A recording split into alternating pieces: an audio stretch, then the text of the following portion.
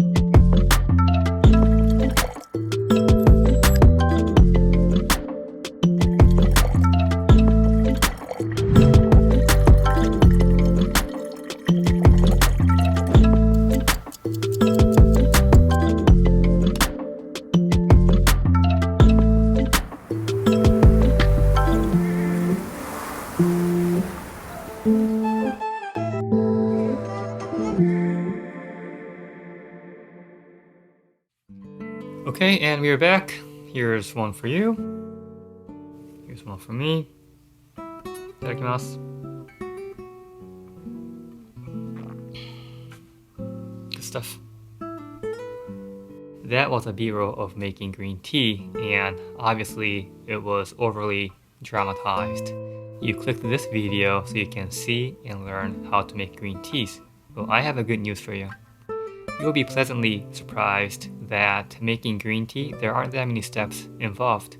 You boil water, you steep tea leaves, and you drink. Easy peasy. Now, there are a few tips that it's always good to keep in the back of our mind when making green tea so we can make it well. So let's get into it. Step number 1, boil water. Keep the heat on even after you start to see the water begins to boil. We do this so that we can reduce the unwanted smell attached to chlorine. When you are boiling water, needless to say that don't over-evaporate your water. You don't want to burn your kettle. Some say that it's preferable to use soft water as opposed to hard water, which has higher contents of minerals, to make green tea. Now, I live in the US and we have access to hard water. I use tap filtered water, and the green tea that comes out of it still tastes pretty good. So whether you have access to hard water or soft water, it should be okay. You'll see in this video that I use Celsius to measure the temperature of the water. If you're much comfortable using Fahrenheit, no problem. At the end of this video, I list out various kinds of green teas with recommended steeping temperature shown in both Celsius and Fahrenheit for your reference, so please check them out. Step number 2, measure tea leaves. I use 3 grams of sencha tea leaves per person. So if you are steeping green tea for 2 people, then you'll need 6 grams of tea leaves. Now, measuring the volume of tea leaves may feel like one additional step too much. For me, it's okay. I first learned how to do pour over coffee before learning this way to steep green tea, so whether it is coffee beans or green tea leaves, this step seems like a natural component of making hot beverage. If you want to skip this step for now, that's okay. For now, you can take 2 teaspoons of green tea leaves and see how it goes. If the green tea comes out to be too weak for your liking, then next time you steep it, you can add more tea leaves. Take the green tea leaves and put them into teapot. Step number 3, warm up Teawares. Once the water is boiled and ready, pour the hot water into your teacups. This will make your teacups warm, which means your green tea will remain hot for a longer period of time while drinking it. What I love about this is that this process is the same as brewing coffee or steeping black tea. So it's like a shared art and value of preparing hot beverages. Oh, don't you love it? What's different about green tea is that you actually take these water and turn them into green tea. So pour all the water in your teacups and pour them into your teapot. This will also make your teapot warm as well.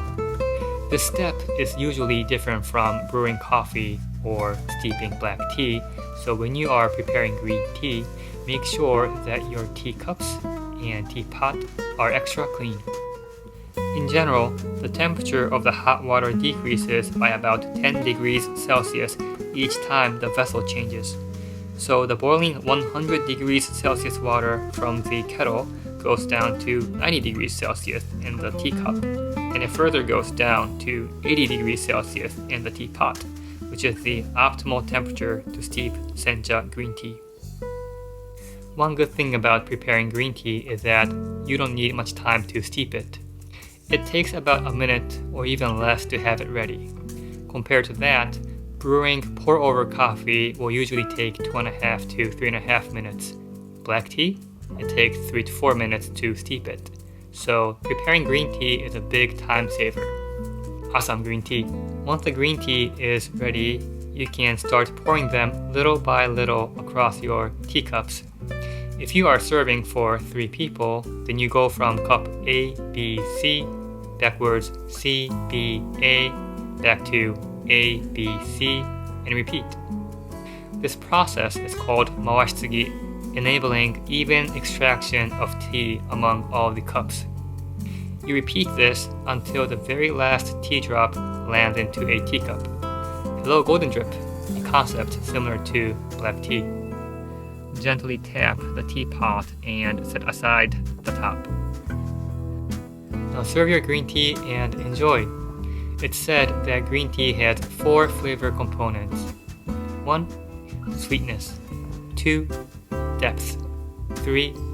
Bitterness. And 4. Tartness. Why do I mention about these? It's because of step number 4. Multiple pouring. Remember earlier that we tapped the side of the teapot and then we set aside the lid?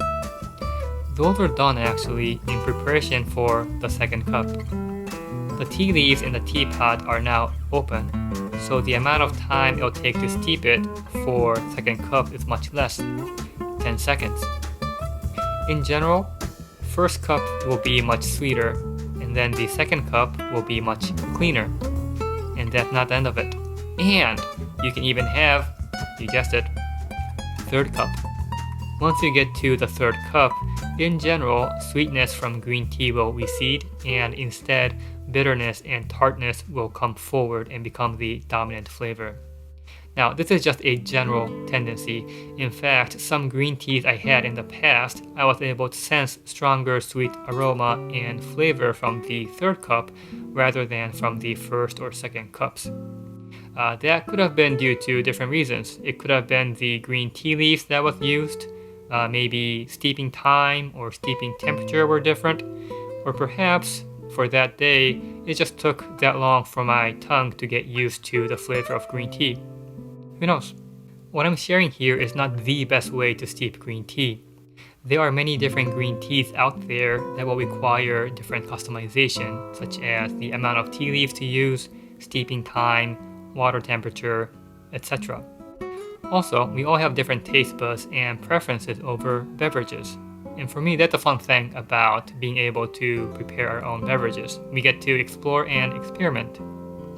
Once we can make the type of drink that we enjoy, and also we can share that to our friends and families with confidence and joy, isn't that great? It'll make me happy. In case you're curious, tea leaves I used for this video is from Sazen Tea. Sazen Tea is an online retailer founded in 2014 by a husband and wife, Motonari Jotatsu and Agnes Blog. Their website, both in Japanese and English, sells various loose tea from Japan, China, and Taiwan, sells matcha, authentic teaware, and accessories. The teapot I use, Tokoname Kyusu, made by a teaware artisan, Koshi Umehara, and his other products can also be found here too. I'll leave Sazen Tea's website linked in the description down below. This video is not sponsored by Sazen Tea. I believe that's all I got for you today. If you found this topic interesting, helpful, or useful, then please subscribe.